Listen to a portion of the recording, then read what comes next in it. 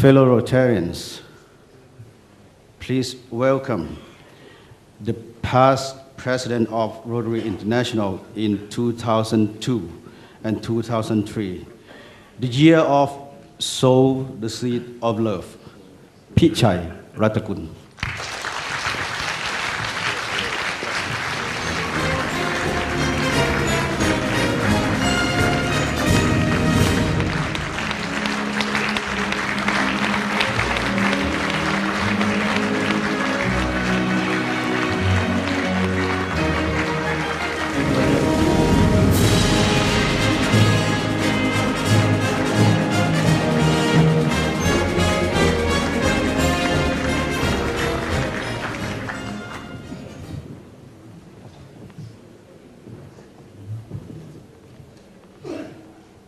Mr. Convener,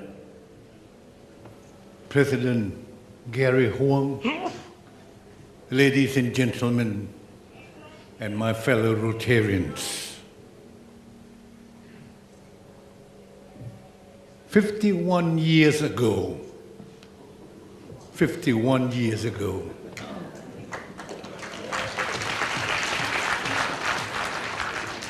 to be exact, September 1963, I was here for the first time when it was known then as the city of Jesselton. It was my first official visit to the Rotary Club as Governor of District 330. And spending 2 nights to allow myself to get acquainted with the members, especially the leadership of the Rotary Club of Jesselton, more intimately. 51 years is a long time. And since then, I have never had the opportunity to be in this exciting and beautiful city of Kota Kinabalu until today.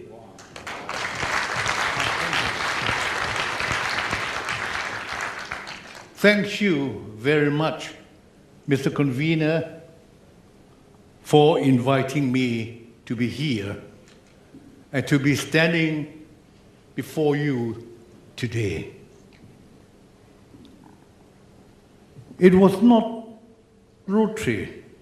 If it was not Rotary, I really do not know whether or not I would have the honor of standing before you now and to speak to you like I did more than half a century ago. I don't know whether the old-timers of those years are here at this institute. I hope they are still enjoying Rotary and like we did in the good old days. Yes, those good old days was a time when Rotary was very much different from what it is now. Touching on membership alone, in 1963, there were around 600,000 Rotarians worldwide. 600,000 Rotarians worldwide. Our then District 330 has only 38 clubs scattered in 7 different countries in this Southeast Asia region. District 330 alone has now grown to 6 districts. Membership growth was therefore very evident during these years and many years later. The growth was gradual and steady through the simple but rather strict application in recruiting new members.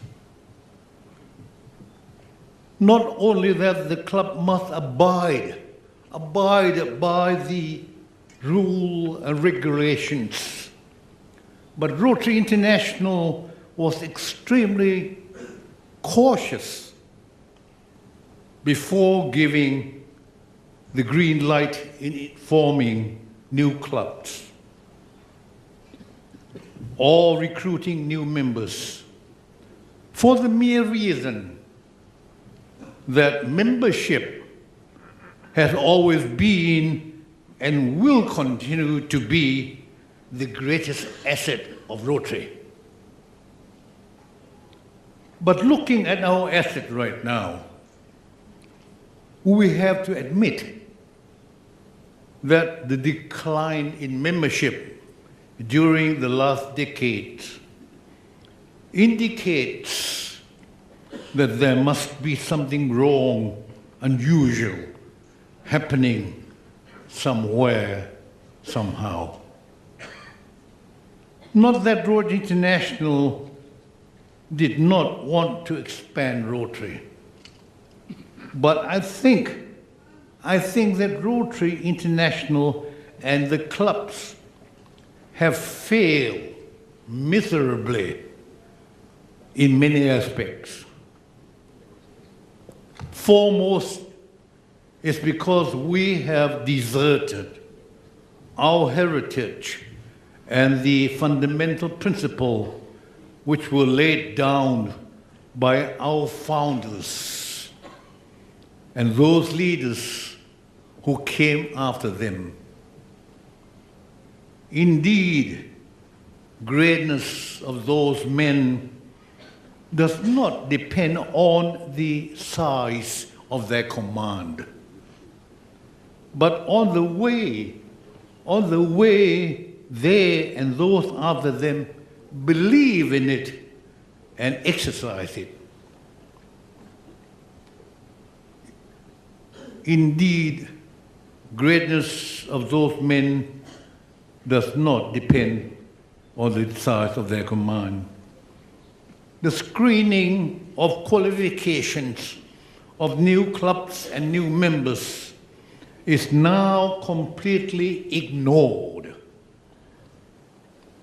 The timeless principles of Rotary, which is the core value of our movement, which proved to be effectively for more than a century, is nowhere to be found.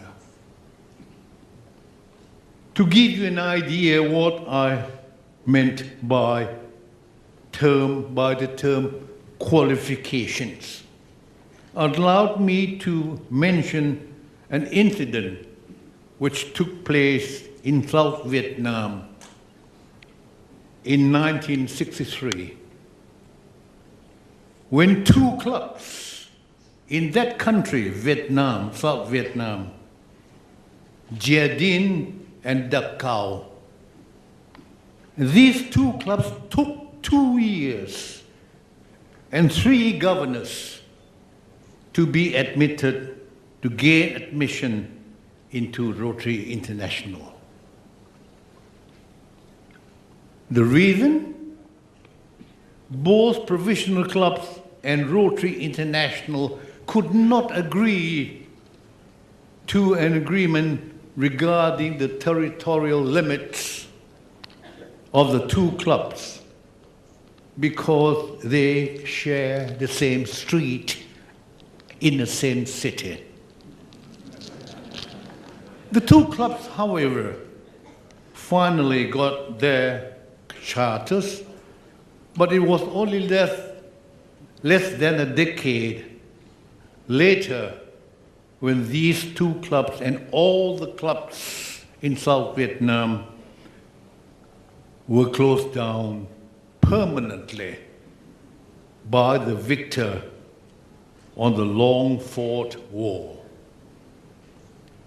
Did Rotary International and to try to remedy the situation like they did before granting the charter to the two clubs?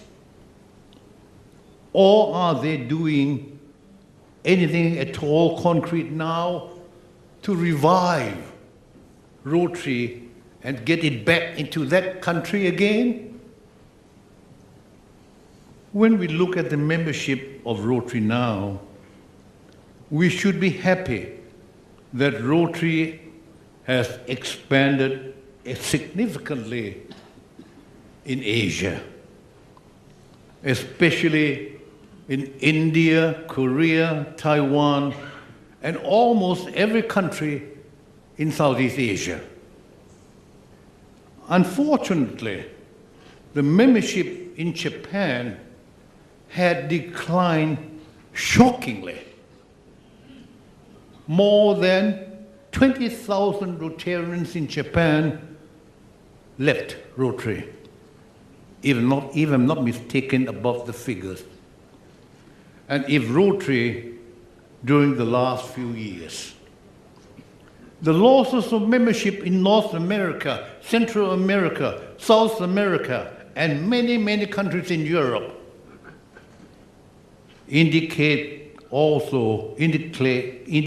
clearly that these clubs were all in bad shape.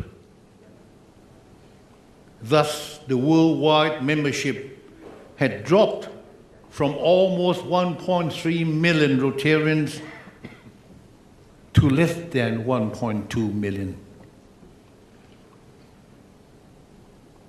In spite of the effort and money to remedy the situation,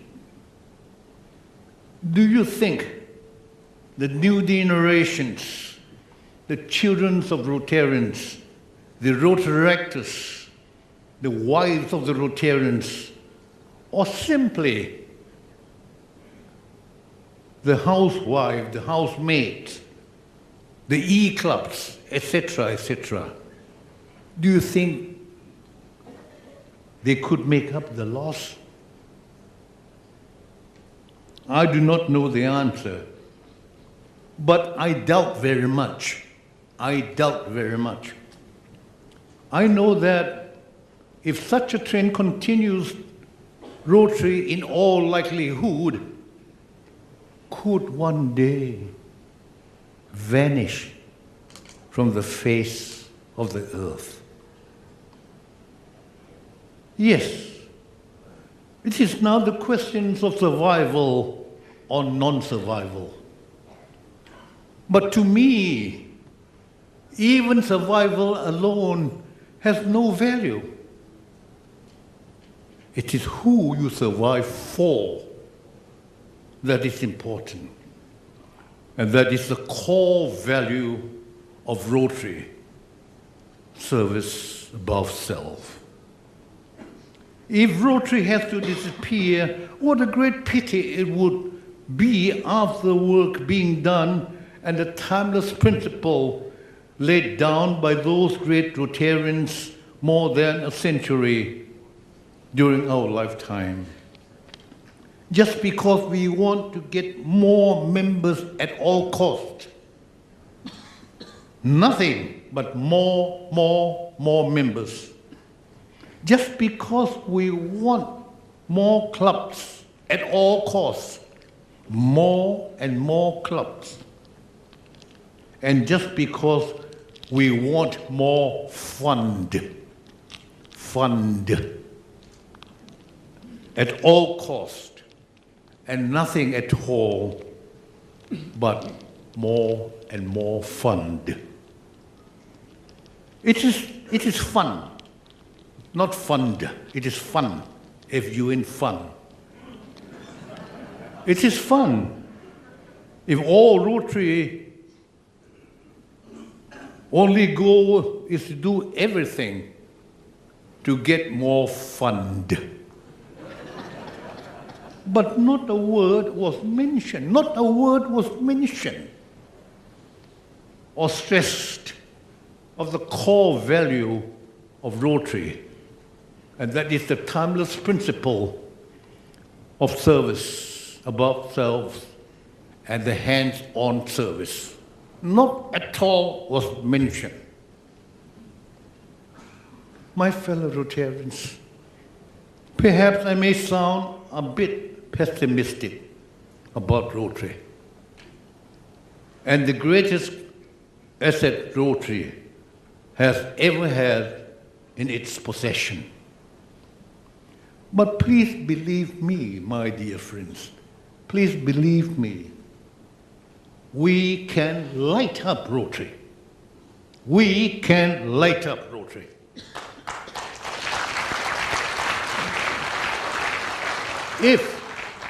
If our target is only to get more members in order to have more fund to cover the high cost of the administration in Evanston.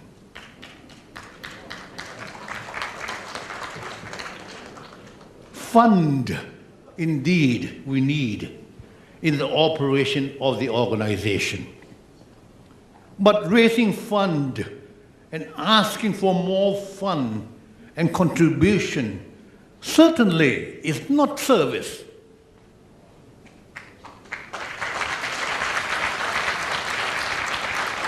Which Paul Harris has in mind? Paul Harris has never had in mind of raising fund.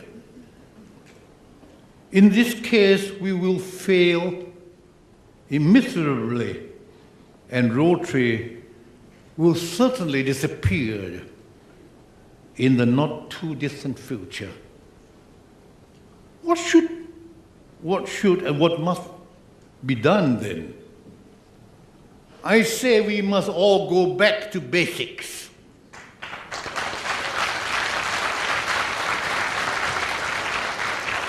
Many years ago, a president of Rotary International made one very simple target of his year: to make Rotary simple.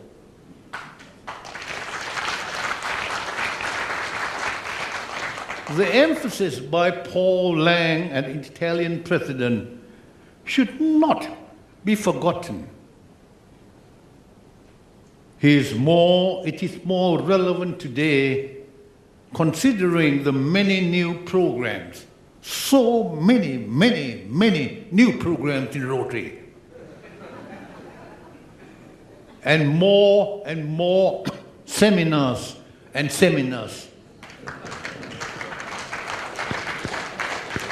And varying degrees, varying challenges imposed upon the clubs. Rotary is now a full-time job. And a job without pay. A job without pay. Do you think the new generations, the young people, the just graduated students who are starting to make a living and raise a family in this competitive world would care to sacrifice their time and their money just to join an organization which focuses on fundraising?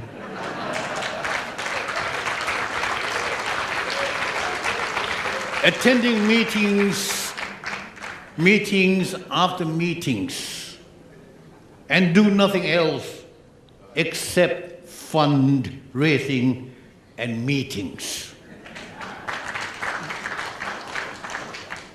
Such clubs could be found anywhere. Do you think they would like to become Rotarians without pay for a full-time job like we are doing right now? Here again, I doubt very much. Going back to basics is nothing new. We had been very successful indeed in the operation of Rotary everywhere. And the greatest asset of Rotary membership continued to grow year after year. Unfortunately, we have gradually ignored the core value and the timeless principles of Rotary. We have disregarded the application of the classification principle. The strict attendance at the club meetings, the injection of Rotary information into new or all members, the importance and the need to have good and informative weekly program and promote good fellowship among members of the club and other clubs.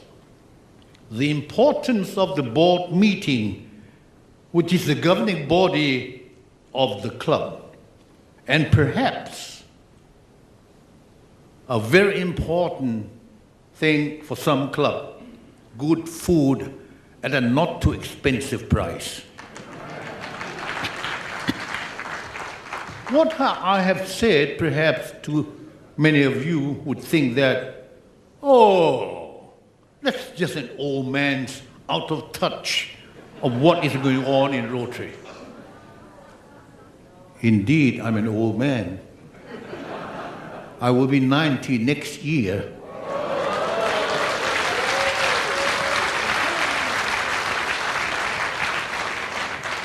Indeed, I'm not as young as I was in 1963 at 37 years old when I was governor of this district. At 37 years old. But even at my advanced age, I realize very well that Rotary must of course be modern. I realize well, Rotary must of course be modern in its approach to the complicated problems of today's world. But its approach must remain simple. And to make it simple, we must have the courage to apply what has been proved successfully in the past for more than 100 years.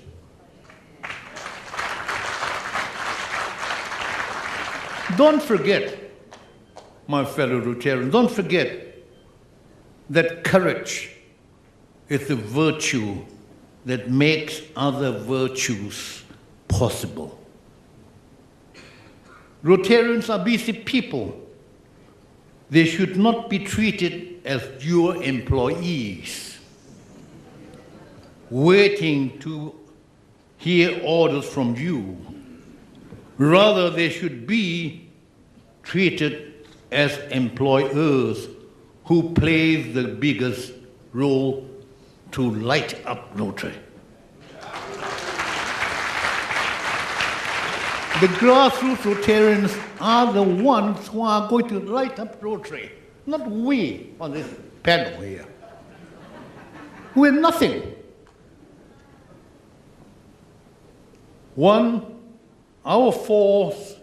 Over 4 centuries ago, Charles V was the emperor of the German Empire, which then included most of Europe. He was the most powerful monarch at that time.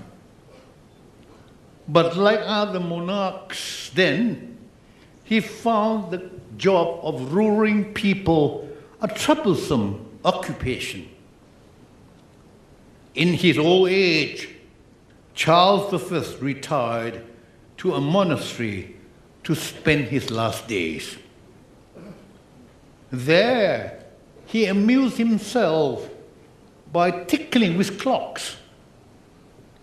He had many of them, and his favorite ambition was to regulate the clocks so that they could all strike at precisely the same time.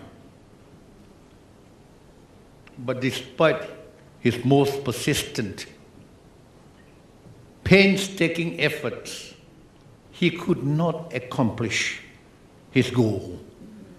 And finally, he gave up. One day, he sat in his chair talking to a friend. He philosophized, "I was a damn fool to try to make my subjects think unlike me in everything. I can't even make these helpless clocks strike alike." There are many today who have the same mania as Charles V.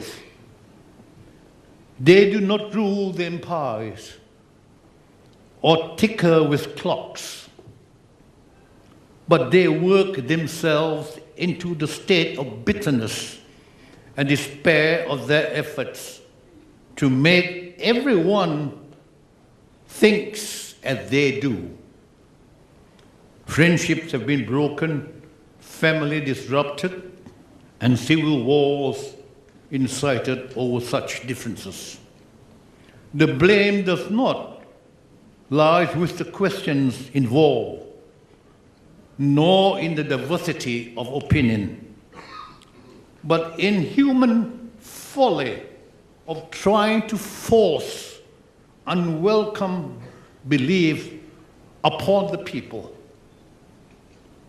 The saying that we all live under the same sky, but we don't have the same horizon is very true. It is so easy to be selfish and to grasp wealth and honor for ourselves. But Rotary teaches a practical idealism that proves a person can cherish an ideal and be successful in business at the same time. This is the core value of Rotary. But to prove that, we have to light up Rotary in the most simplest way by having a more qualified, I underline the word qualified, members, and simply not any Tom, Dick, and Harry.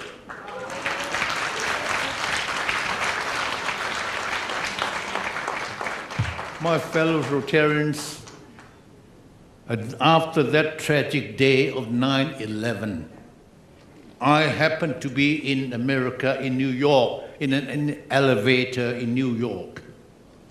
It was very crowded. There was a very beautiful, perhaps a bit sexy, young lady with short skirt who jokingly asked the attendants where they would be if the cable broke. The attendant sarcastically replied with a smile, well, that it would depend on the type of life they had been living. That was a good response to that young lady. The attendant, now what kind of a life? Whether as district governor, governor-elect, governor nominee, governor designate, or whatever name they now call. You will live and lead from now on until the end of your term and after that. I know it is difficult to say at this time, but I want you to know that as governor or governor-to-be, I hope you will be the leader serving with modesty, honesty, sincerity, and with dignity. You will reach many places. You will mean many things to many people. You will also have the opportunity to reach out to men and women of diverse races and backgrounds and inspire them with new hope and new confidence. Remember that the smallest deed is better than the greatest intention. The smallest deed is greater than the intention. But above all, you will have the chance. You will have the chance, my dear incoming governors. You have the chance to light up Rotary and inspire those who come into contact with you with the responsibility of inviting them to join Rotary through such personal contact. I can assure you that you will be extremely amazing of the positive result. In Springfield, Illinois, once home to Abraham Lincoln, one of the greatest US presidents, a local mother often told her children the story of that great statesman who, among many successful undertakings, emancipated slavery.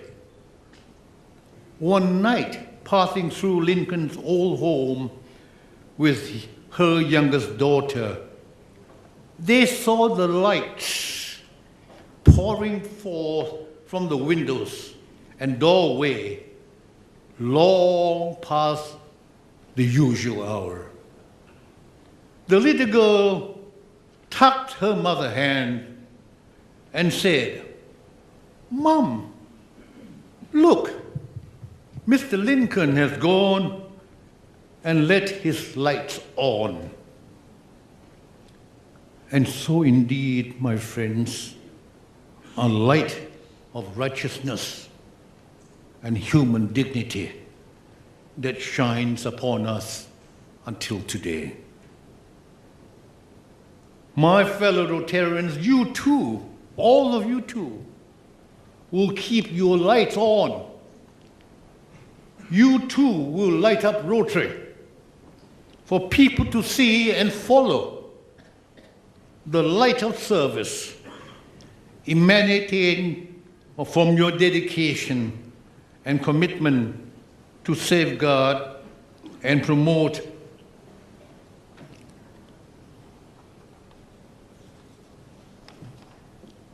the asset we have in Rotary, and that is the development of membership.